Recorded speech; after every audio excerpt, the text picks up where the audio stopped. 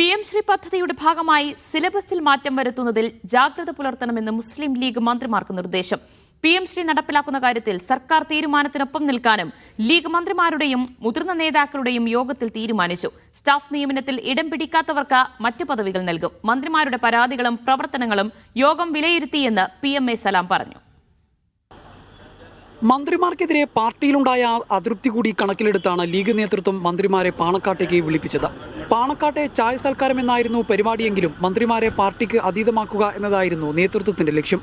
മന്ത്രിമാർക്കെതിരെ പാർട്ടിക്കകത്ത് വിമർശനങ്ങളുണ്ടെന്ന വാർത്തകളെ PMA സലാം തള്ളിക്കളഞ്ഞെങ്കിലും മന്ത്രിമാർ സംഘടനാ സംവിധാനത്തിലൂടെ തന്നെ പോകണമെന്ന് പാർട്ടി നിർദ്ദേശിച്ചതായി തുറന്നു സമ്മതിച്ചു.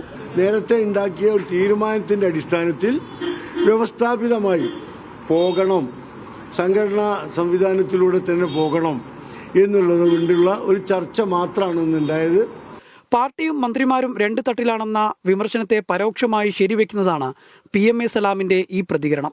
സ്റ്റാഫ് നിയമനവും PM ശ്രീമടക്കം വിവാദ വിഷയങ്ങളും യോഗത്തിൽ ചർച്ചയായി. PM ശ്രീയിൽ സിലബസിൽ മാറ്റം വരുത്തുന്നതിൽ ജാഗ്രത പുലർത്തണമെന്ന് മന്ത്രിമാർക്ക് നിർദ്ദേശം നൽകി.